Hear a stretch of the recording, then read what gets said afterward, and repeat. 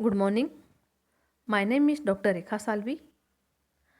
आज हम कुछ टर्म्स जैसे endomitosis, free nuclear division and the cytoplasmic division के बारे में हम डिस्कस करेंगे कि एंडोमेटोसिस क्या होता है तथा फ्री न्यूक्लियर डिवीजन तथा साइटोप्लाज्मिक डिवीजन क्या होता है, इनकी डेफिनेशन क्या है, उस पर हम आज डिस्कस करेंगे। फर्स्ट हम देखते हैं endomitosis. Division of chromosome not follow by nuclear division that result in an increased number of chromosomes in the cell. It occur in the salivary gland of salivary gland of Drosophila and other flies.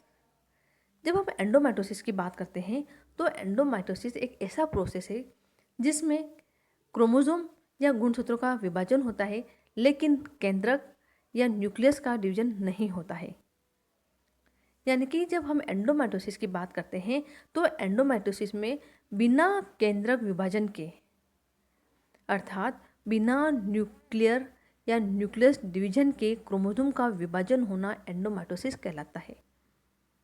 अतः केंद्रक के अंदर chromosome का विभाजन होता है।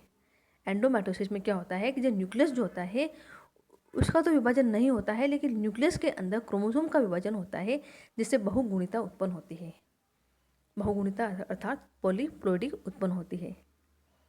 अतः इससे, इस प्रकार की प्रोसेस से या एंडोमेटोसिस से केंद्रक में क्रोमोसोम के सेट की संख्या बढ़ जाती है। तो इस तरह से जब हम एंडोमेटोसिस की बात करते हैं तो एंडोमेटोसिस में बिना केंद्रक विभाजन के क्रोमोसोम का विभाजन होना एंडोमेटोसिस कहलाता है तथा एंडोमेटोसिस से पॉलीप्लोइडी उत्पन्न होती है तथा केंद्रक में क्रोमोसोम के सेट की संख्या बढ़ जाती है। इसी को हम एंडोमेटोसिस कहते हैं। एंडोमेटोसिस की क्रिया जो है वो देखी जा सकती है ड्रोसोफिला की सलाइवरी ग्लैंड में तथा अदर फ्लाइज में। अदर फ्लाई तथा ड्रोसोफिला की सलाइवरी ग्लैंड में हम एंडोमेटोसिस प्रोसेस देख सकते हैं। तो इस तरह से हमने एंडोमेटोसिस में बोला कि एंडोमेटोसिस ऐसा प्रोसेस होता है जिसमें केंद्रक का विभाजन नहीं होता है, लेकिन क्रोमोसोम का विभाजन होता है। अर्थात बिना केंद्रक विभाजन के क्रोमोसोम का विभाजन एंडोमेटोसिस कहलाता है। अतः इससे पॉलीप्लोइडी उत्पन्न होती है। पॉलीप्लोइडी का मतलब केंद्रक में क्रोमोसोम के सेट की संख्या बढ़ जाती है। तो इस तरह से हमने एंडोमेटोसिस देखा। द एंडोमेटोसिस जो होता है वो ड्रोसोफिला तथा अदर फ्लाइज की सलाइवरी ग्लैंड में देखा जाता है। नेक्स्ट हम देखते हैं free nuclear division. Free nuclear division mitotic division of nuclei without cytokinesis, that is nuclei divide in a common cytoplasm, the cell wall only forming around each letter.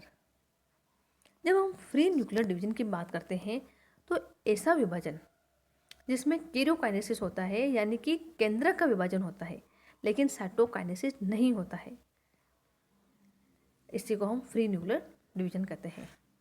यानी कि free nuclear division में क्या होता है कि ऐसा विभाजन जिसमें केरियोकाइनेसिस होता है। केरियोकाइनेसिस का मतलब केंद्रक का विभाजन होता है, लेकिन साइटोकाइनेसिस नहीं होता है। साइटोकाइनेसिस मतलब साइटोप्लाज्मा का विभाजन नहीं होता है। तो ऐसी क्रिया को हम फ्री न्यूक्लियर डिवीजन कहते हैं। जबकि हमने एंडोमेटोसिस में क्या देखा कि एंडोमेटोसिस में क्रोमोसोम का विभाजन हो रहा है, लेकिन केंद्रक का विभाजन नहीं हो रहा है। और फ्री न्यूक्लियर डिवीजन में क्या हो रहा है कि ऐसा विभाजन जिसमें केरियोकाइनेसिस होता है, यानी केंद्रक का विभाजन होता है, लेकिन साइटोकाइनेसिस नहीं होता है।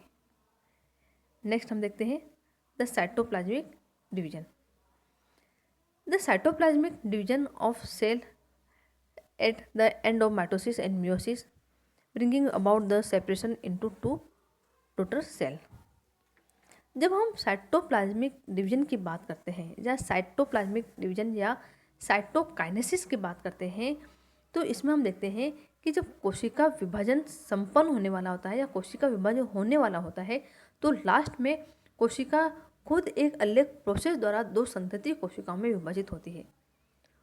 और जो प्रोसेस होता है उसको कहते हैं हम साइटोप्लाज्मिक डिवीजन या साइटोकाइनेसिस।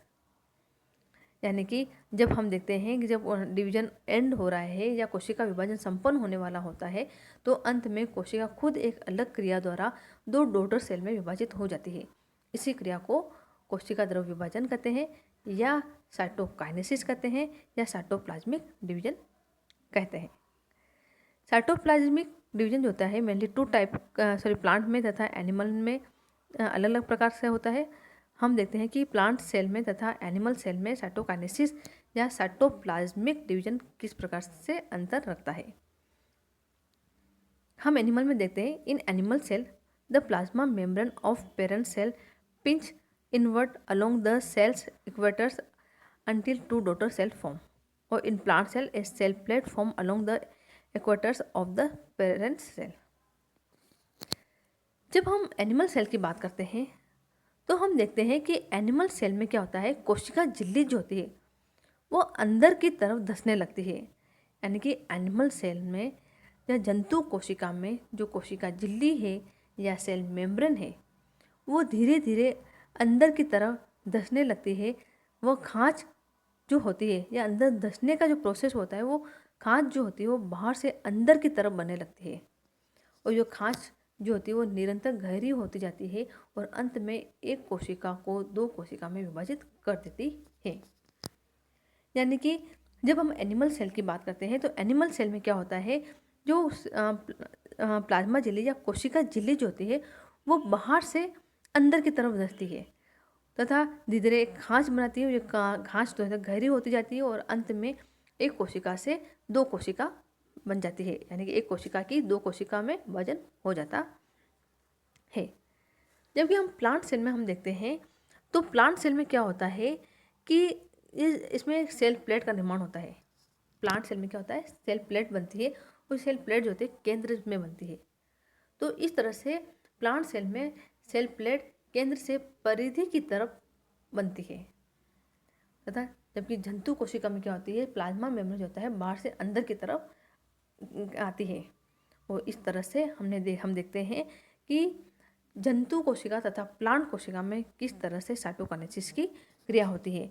जब हम प्लांट सेल की बात करते हैं तो प्लांट सेल में क्या होता है, एक सेल प्लेट बनती है और सेल प्लेट जो होती है वो सेंटर में बनती है यानी केंद्र में बनती है। फिर केंद्र से धीरे धीरे परिधि की तरफ बनती जाती है और फिर दो डॉटर सेल में डिवाइड हो जाती है। तो इस तरह से आज हमने इस वीडियो में एंडोमेटोसिस किसे कहते हैं, फ्री न्यूक्लियर डिवीजन किसे कहते हैं तथा साइटोप्लाज्मिक डिवीजन क्या होता है या साइटोकाइनेसिस क्या होता है, इस पर हमने डिस्कस किया। जब हमने एंडोमेटोसिस देखा तो एंडोमेटोसिस में हमने देखा कि एंडोमेटोसिस जो होता है उसमें बिना केंद्रक विभाजन के क्रोमोसोम का विभाजन होता है तथा फ्री न्यूक्लियर डिवीजन में हमने देखा कि ऐसा विभाजन जिसमें कैरियोकाइनेसिस होता है यानी केंद्र का विभाजन होता है लेकिन साइटोकाइनेसिस नहीं होता है। देन हमने देखा साइटोकाइनेसिस या साइटोप्लाज्मिक डिवीजन की बात की तो हमने देखा जब कोशिका विभाजन होने वाला होता है तो उसके लास्ट में कोशिका खुद एक अलग क्रिया द्वारा दो संतति कोशिकाओं में विभाजित हो जाती है और इस क्रिया को हम साइटोकाइनेसिस कहते हैं। तथा हमने देखा किस तरह से जंतु कोशिका में साइटोकाइनेसिस होता है तथा प्लांट कोशिका में किस तरह से साइटोकाइनेसिस होता है।